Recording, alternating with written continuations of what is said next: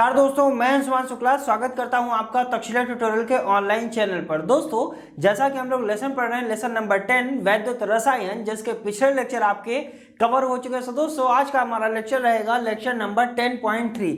दोस्तों, lecture number 10.2 में हमने ये देखा हुआ था कि फैराडे ने क्या नियम बताए थे, उनके कितने नियम थे। हमने बताया था सर 2 नियम होते हैं, प्रथम नियम और द्वितीय नियम। लेक्चर नंबर 10.2 में हमने प्रथम नियम को डिस्कस किया है। सो दोस्तों, जो आपका द्वितीय नियम है वो हम डिस्कस करेंगे लेक्चर नंबर 10.3 में। आज के लेक्चर में हम बात करेंगे फैराडे के द्वितीय नियम, उसके बाद हम बात करने वाले हैं धारा दक्षता की, और इसके बाद हम कुछ सेलों की बात करेंगे, जैसे हम वैद्युत अपघटनी सेल की बात करेंगे, गैल्वेनी सेल या वोल्टेज सेल की बात करेंगे, और इस तरीके से हम सेलों को भी पढ़ेंगे। आइए दोस्तों, स्टार्ट करते हैं लेक्चर को और देखते हैं फैराडे का द्वितीय नियम आखिरकार क्या है।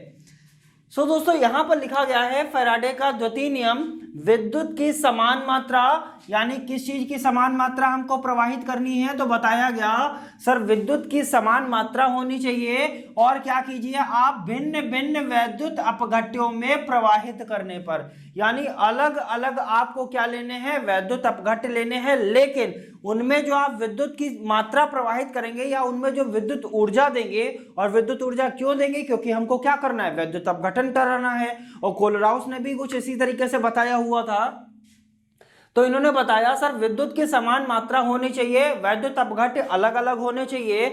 अगर हम उनमें विद्युत की समान मात्रा क्या करते हैं, प्रवाहित करते हैं, तो उससे होगा क्या, तो लिखा गया है इलेक्ट्रोड पर विलीन भिन्न भिन्न पदार्थों की मात्राएं उनके तुल्यांकी भारों के समानुपाती होती हैं। अब हमने क्या बताया था सर, पदार्थों की मात्राओं को हम लोग किससे लिखते थे, W से लिखते थे कि नहीं लिखते थे, बिल्कुल। यानी अगर कोई एक वैद्युत अपघट्य है तो उसके पदार्थ की मात्रा हम कितनी लेते थे, W, और तुल्यांकी भार को हम लोग किससे लिखते हैं, कैपिटल E से। ये सारी बातें हमने कहां करी हुई है, लेक्चर नंबर 10.2 में की हुई है। तो यहां पर बताया गया सर विद्युत की समान मात्रा होनी चाहिए, अलग अलग वैद्युत अपघट्य होने चाहिए। फिर आप क्या करेंगे, जब इनमें विद्युत प्रवाहित करेंगे तो उससे होगा क्या, उससे ये होगा कि इलेक्ट्रोड पर पदार्थ क्या होने लगेंगे, निक्षेपित होने लगेंगे या विलीन होने लगेंगे। तो जितना पदार्थ विलीन होगा या जितना पदार्थ निक्षेपित होगा, उसकी जो मात्रा होगी वो उसके तुल्यांकी भारों के समानुपाती होगी। क्या बताया गया, तुल्यांकी भारों के समानुपाती होगी। चलिए, बहुत अच्छी बात है, यहां तक चीजें क्लियर हो चुकी हैं। नेक्स्ट आगे क्या लिखा है, यदि श्रेणी क्रम में दो भिन्न भिन्न वैद्युत अपघट्यों के विलयनों में एक साथ Q कूलाम विद्युत प्रवाहित करने पर विलीन पदार्थ की मात्राएं W1 व W2 हैं। इसका मतलब यहां बताया गया कि सर यदि श्रेणी क्रम में दो भिन्न वैद्युत अपघट्य, यानी हमको दो वैद्युत अपघट्य लेने हैं, लेकिन दो कैसे होने चाहिए, अलग अलग। अगर दो वैद्युत अपघट्य आपने लिए हैं तो पहले वैद्युत अपघट्य के पदार्थ की मात्रा कितनी होगी, W1 होगी, और दूसरे वैद्युत अपघट्य के पदार्थ की मात्रा क्या होगी, W2 होगी। और पहले वैद्युत अपघट्य का तुल्यांकी भार क्या होगा, E1 होगा, और दूसरे वैद्युत अपघट्य का तुल्यांकी भार क्या होगा, E2 होगा। यही तो होगा कि नहीं होगा, यही बताया गया। यदि श्रेणी क्रम में दो भिन्न वैद्युत अपघट्यों के विलयनों को एक साथ Q कूलाम विद्युत प्रवाहित करने पर, अब Q कूलाम ही विद्युत क्यों प्रवाहित करी, क्योंकि साफ साफ बताया गया है सर विद्युत की समान मात्रा होनी चाहिए। अब चाहे आप वैद्युत अपघट्य की मात्रा W1 में आप प्रवाहित करिए या W2 में प्रवाहित करिए, लेकिन विद्युत की मात्रा कितनी होनी चाहिए, Q कूलाम होनी चाहिए। अगर हम Q कूलाम उसको क्या करते हैं, विद्युत की मात्रा प्रवाहित करते हैं, तो इलेक्ट्रोड पर विलीन पदार्थ की मात्राएं क्या होंगी, W1 व W2। जब विद्युत ऊर्जा देंगे तो क्या होगा सर, इलेक्ट्रोड पर पदार्थ क्या होगा, निक्षेपित होगा या विलीन होगा। तो पहला वैद्युत अपघट्य जो होगा उसका कितना पदार्थ विलीन होगा सर, W1, और दूसरा जो होगा उसका कितना पदार्थ विलीन होगा, W2 होगा। तो इससे निष्कर्ष क्या निकला सर, W1 अपॉन W2 बराबर E1 अपॉन E2। जहां पर W1 और W2 क्या है सर, W1 और W2 जो है आपके पदार्थ की मात्राएं हैं, जो भिन्न भिन्न वैद्युत अपघट्यों की मात्राएं हैं, और E1 और E2 क्या है सर, तुल्यांकी भार है। पहले पदार्थ का तुल्यांकी भार E1, दूसरे पदार्थ का तुल्यांकी भार E2। सो ये क्या था, फैराडे का द्वितीय नियम था, और यही समीकरण जो है वो क्या डिनोट करते हैं, फैराडे के द्वितीय नियम को। यानी विद्युत ऊर्जा की मात्रा समान होनी चाहिए, दो अलग अलग वैद्युत अपघट्य होने चाहिए। जब आप उनमें Q कूलाम ऊर्जा प्रवाहित करते हैं तो उससे क्या होगा, इलेक्ट्रोड पर जो पदार्थ निक्षेपित होगा उसकी जो मात्रा होगी वो उसके तुल्यांकी भारों के क्या होगी, समानुपाती होगी। सो दोस्तों उम्मीद करते हैं फैराडे का द्वितीय नियम क्लियर हो गया होगा। बढ़ते हैं आगे की तरफ और देखते हैं धारा दक्षता। आखिरकार ये जो धारा दक्षता होती है ये क्या होती है। तो दोस्तों यहाँ पर हमने धारा दक्षता के बारे में केवल फॉर्मूला लिखा हुआ है, सिंपल सा फॉर्मूला है, ध्यान रखिएगा।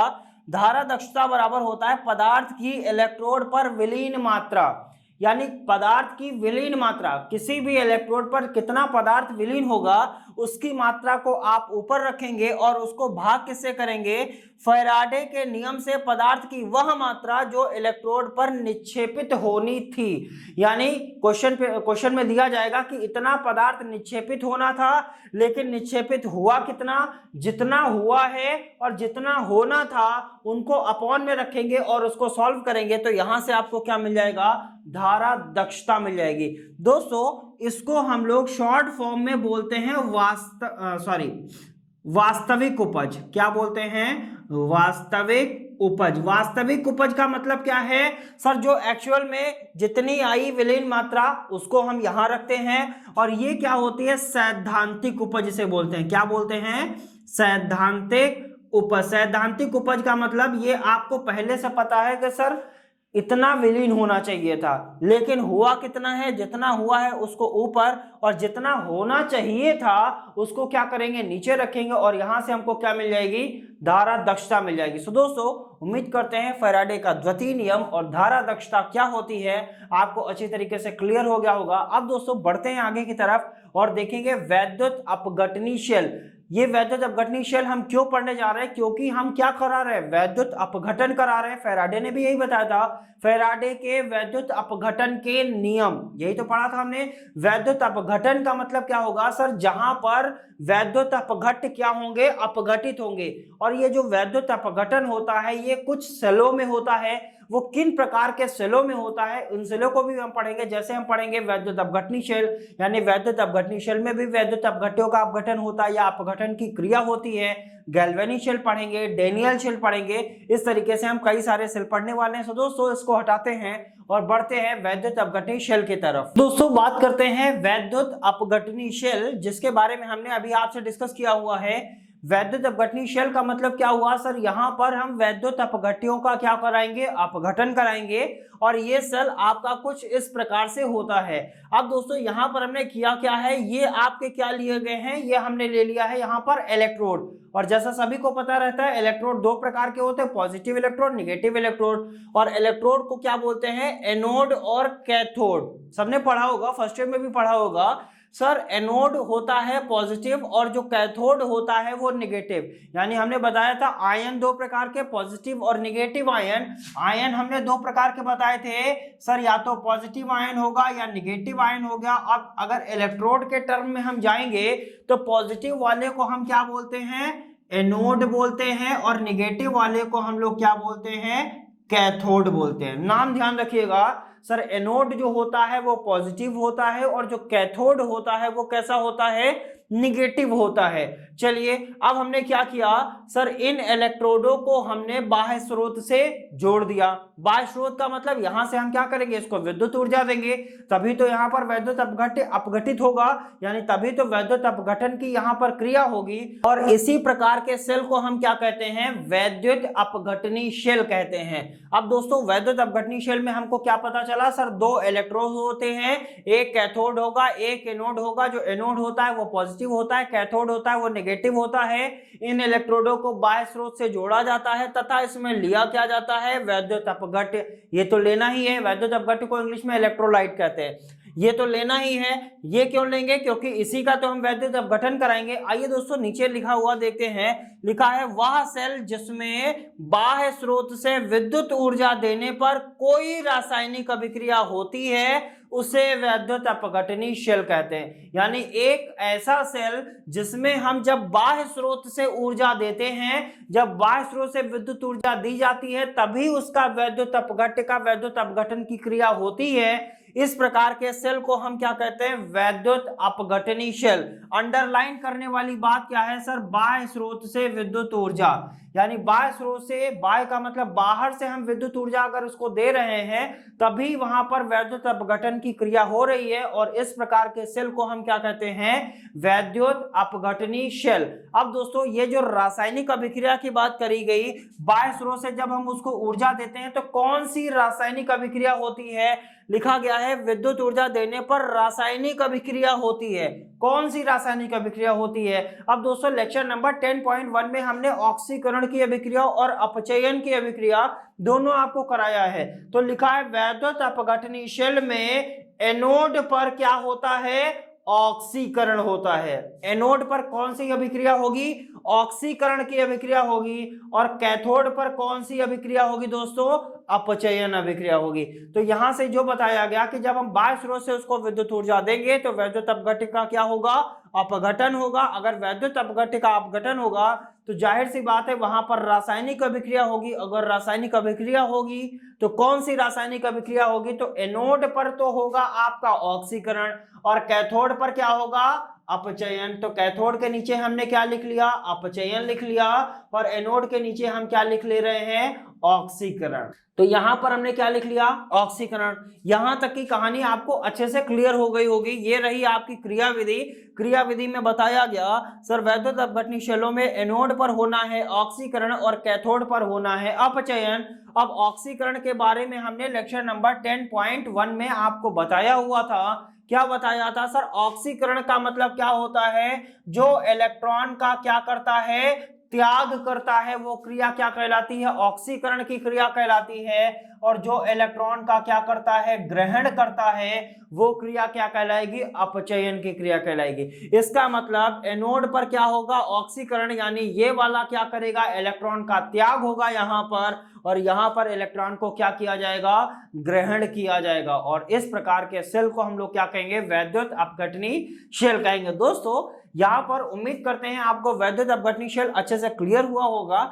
अब दोस्तों इसका डिटेल नोट, यानी यहां पर चीजें समझाई जाती हैं, जो इसका डिटेल नोट होता है वो आपको कहां मिलेगा, जैसा सभी को पता रहता है इसका डिटेल फुल नोट कहां मिलेगा आपको, डिस्क्रिप्शन बॉक्स में नीचे लिंक दिया जाता है। लिंक पर जाते हैं, क्लिक करते हैं, पीडीएफ को डाउनलोड करते हैं और नोट से पढ़ाई जरूर करते हो। तो दोस्तों उम्मीद करते हैं वैद्युत अपघटनी शेल आपको अच्छे से क्लियर हुआ होगा। बढ़ते हैं अगले शेल की तरफ और देखते हैं गैल्वेनिक शेल या वोल्टेज शेल क्या होता है। अभी तक हमने पढ़ा वैद्युत अपघटनी शेल, यानी इसमें बाह्य स्रोत से विद्युत ऊर्जा देंगे, वैद्युत अपघटन की क्रिया होगी। वैद्युत अपघटन की क्रिया में बताया गया सर एनोड जो होगा वहां ऑक्सीकरण होगा, कैथोड पर क्या होगा, अपचयन होगा। ये चीजें हमको समझ में आ गई हैं। अब बढ़ते हैं गैल्वेनिक शेल की तरफ। तो दोस्तों बात करते हैं गैल्वेनिक शेल या वोल्टेज शेल। इसके बारे में क्या होता है गैल्वेनिक शेल, या इसको वोल्टेज शेल भी कहते हैं। इसकी क्रियाविधि हम समझने की कोशिश करते हैं। एक बार क्रियाविधि अगर समझ में आ गया तो बहुत ही अच्छी तरीके से इसको भी आप लिख सकते हैं। तो जरा देखिए ध्यान से, ये लिखा है किसी धातु के तार के द्वारा दोनों इलेक्ट्रोड को परस्पर जोड़ने पर। स्टेप बाय स्टेप समझने की कोशिश करेंगे। चलिए सिंपल सा एक मान लेते हैं, यहां पर कोई सेल है, इसमें हमने 2 इलेक्ट्रोड लगा दिए, नो प्रॉब्लम। एक हमने पॉजिटिव इलेक्ट्रोड लगाया, एक नेगेटिव लगाया। अब दोस्तों आपको पता क्या, और इसको हमने क्या कर दिया, धातु के तार के द्वारा जोड़ दिया। जब हमने जोड़ा और हमको क्या पता है सर, पॉजिटिव जो होता है वो होता है एनोड, और जो नेगेटिव होता है वो क्या होता है आपका कैथोड। ये कहानी आपको पता है, हमने बताया। लिखा है किसी धातु के तार के द्वारा दोनों इलेक्ट्रोडों को परस्पर जोड़ने पर, हमने जोड़ दिया। फिर क्या लिखा है, इलेक्ट्रॉनों का प्रवाह जिंक इलेक्ट्रोड से कॉपर इलेक्ट्रोड की ओर होता है। यानी ये बताया गया जो इलेक्ट्रॉनों का प्रवाह होगा वो जिंक इलेक्ट्रोड से कॉपर इलेक्ट्रोड की ओर होता है, तथा जिंक इलेक्ट्रोड पर जिंक परमाणु इलेक्ट्रॉन त्याग कर Zn2+ आयन के रूप में विलयन में जाने लगता है। यानी यहां से क्या होगा, अब इतनी कहानी समझ में आ गया। सिंपल सी बात है, 2 इलेक्ट्रोड होंगे, एक पॉजिटिव होगा एक नेगेटिव होगा, ठीक है। इसमें हम क्या ले लेते हैं, इसको कॉपर इलेक्ट्रोड ले लेते हैं, इसको जिंक इलेक्ट्रोड ले लेते हैं, ठीक है। ये इलेक्ट्रोड कैसा है, जिंक है, ये कैसा है, कॉपर है। अब हमने कहा कि जिंक इलेक्ट्रोड जो होता है वो अपने इलेक्ट्रॉनों को त्यागता है, जब इलेक्ट्रॉन को त्यागेगा तो आपको क्या बताया गया था सर, इलेक्ट्रॉन को त्यागने की क्रिया को क्या कहते हैं, ऑक्सीकरण कहते हैं। और ऑक्सीकरण होता कहां पर है, एनोड पर ऑक्सीकरण होता है, अभी बताया था। सो क्या होगा, यहां से ये 2 इलेक्ट्रॉन त्याग कर क्या बना देगा, Zn2+। यानी अब ये जो Zn2+ आयन है वो धीरे धीरे कहां आने लगता है, विलयन में आने लगता है। और यहां क्या होगा, वैद्युत अपघट्य होगा। ठीक है, इसमें क्या होगा, वैद्युत अपघट्य। ये क्या करेगा, जिंक इलेक्ट्रोड, जब इलेक्ट्रोडों को हम धातु के तार के द्वारा जोड़ते हैं तो होगा क्या, जिंक परमाणु क्या करेगा, अपने इलेक्ट्रॉन को त्यागेगा। और अपने इलेक्ट्रॉन को त्यागेगा इसका मतलब एनोड पर कौन सी क्रिया होगी, ऑक्सीकरण की क्रिया होगी। और इस तरीके से जब वो इलेक्ट्रॉन को त्यागेगा तो कौन सा परमाणु बनेगा, Zn2+ आयन बनेगा कि नहीं बनेगा। तो Zn2+ आयन के रूप में विलयन में जाने लगता। अब ये जो आयन यहां पर बना हुआ है वो धीरे धीरे कहां आने लगेगा, विलयन में आने लगेगा। ठीक है बात ना, इतना समझ में आ गया। तथा कॉपर इलेक्ट्रोड इलेक्ट्रॉन ग्रहण करके, अब सिंपल सी बात है, जब कोई इलेक्ट्रॉन को दे रहा है तो कोई तो ऐसा होगा जो इलेक्ट्रॉन को लेगा, यही तो होगा, कोई तो ऐसा होगा जो इलेक्ट्रॉन को लेगा। तो लिखा है तथा कॉपर इलेक्ट्रोड इलेक्ट्रॉन ग्रहण करके विलयन से Cu2+ आयन कॉपर परमाणु के रूप में कॉपर इलेक्ट्रोड पर जमा होने लगता है। इसका मतलब क्या हुआ सर, विलयन के अंदर आपके कौन से परमाणु होंगे, Cu2+ आयन होंगे। यानी क्या होगा, यही तो इलेक्ट्रॉन लेगा। 2+ का मतलब क्या है, ये बता रहा है कि यहां पर 2 इलेक्ट्रॉन की कमी है और जिंक ने क्या किया, 2 इलेक्ट्रॉन को त्यागा हुआ है। तो ये जो 2 इलेक्ट्रॉन ले लेगा तो जब इसके पास इसकी कमी पूरी हो जाएगी तो ये क्या करेगा, इलेक्ट्रॉन को ग्रहण करेगा। 2 इलेक्ट्रॉन की कमी है, यहां पर इसने क्या किया, 2 इलेक्ट्रॉनों को लिया और क्या बना दिया, Cu2 कॉपर परमाणु बना दिया कि नहीं। अब यहां से क्या हुआ, 2 टाइम्स ऑफ Cu2+, ये क्या करेंगे, कॉपर परमाणु बनाएंगे। कब, जब ये क्या करेंगे, इलेक्ट्रॉन को ग्रहण करेंगे। और यहां से एक सेकेंड, इसको 2 हटा देते हैं यहां से, अब चीजें क्लियर हो जाएंगी। कॉपर के पास 2 इलेक्ट्रॉनों की कमी थी, इसने 2 इलेक्ट्रॉनों को ग्रहण किया और पूरा का पूरा क्या बना दिया, कॉपर परमाणु बना दिया। अब ये कॉपर परमाणु कहां होने लगेगा, कॉपर इलेक्ट्रोड पर निक्षेपित होने लगेगा। या लिखा है कॉपर इलेक्ट्रोड पर क्या होने लगेगा, जमा होने लगेगा। या क्या समझ सकते हैं, कॉपर इलेक्ट्रोड पर विलीन होने लगेगा, कुछ भी समझ सकते हैं। सेल में विद्युत धारा की दिशा इलेक्ट्रॉन के प्रवाह की दिशा के विपरीत होती है। यानी जो जिस साइड में इलेक्ट्रॉन का प्रवाह होगा उसके विपरीत जो धारा होगी वो क्या होगा, विद्युत धारा होगी। या ऐसा समझ सकते हैं, सेल में विद्युत धारा की दिशा, जो विद्युत धारा की दिशा होगी वो इलेक्ट्रॉनों के प्रवाह की विपरीत दिशा में होगी। सिंपल सी बात है, आपको पता है विद्युत धारा प्लस से माइनस की ओर चलती है, यही तो पता है, प्लस से माइनस की ओर। इसका मतलब जो इलेक्ट्रॉन होगा वो कहां से कहां जाएगा, माइनस से प्लस की ओर। कहां जाएगा, माइनस से प्लस की ओर। अगर विद्युत धारा प्लस से माइनस की ओर जाएगी तो इलेक्ट्रॉन उसके विपरीत चलेगा, यानी माइनस से प्लस की ओर चलेगा। सिंपल सी बात है, सिंपल सी चीजें हैं, ध्यान दीजिएगा।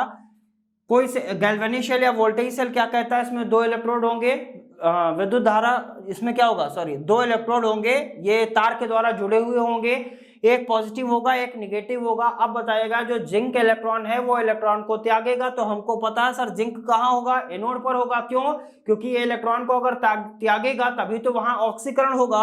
और हमको वैद्युत अपघटनी शेल में ही बता दिया गया था कि एनोड पर क्या होता है, ऑक्सीकरण। यानी ये वाली जो रासायनिक अभिक्रिया होगी वो कहाँ होगी, आपके एनोड पर होगी। अब कैथोड पर कौन सी रासायनिक अभिक्रिया होगी, तो सिंपल सी बात है, यहां पर जो 2 इलेक्ट्रॉन है वो कॉपर क्या करेगा, कॉपर के पास 2 इलेक्ट्रॉन की कमी है, वो 2 इलेक्ट्रॉनों को ले लेगा और कॉपर परमाणु बना देगा कि नहीं। और ये जो कॉपर परमाणु है ये कॉपर इलेक्ट्रोड पर क्या होने लगेगा, निक्षेपित होने लगेगा। और इसी क्रिया को या ये सारी क्रिया कहाँ होती है, गैल्वेनिक शेल या वोल्टेज शेल में होती है। सो दोस्तों उम्मीद करते हैं क्या होता है गैल्वेनिक शेल, क्या होता है वोल्टेज शेल और क्या होती है इसकी क्रियाविधि आपको अच्छी तरीके से क्लियर हो गए हो। तो दोस्तों उम्मीद करते हैं आज का लेक्चर आपको अच्छा लगा होगा, आपको समझ में आया होगा। मिलेंगे नेक्स्ट लेक्चर में कुछ और नए टॉपिक के साथ, तब तक के लिए बहुत बहुत धन्यवाद।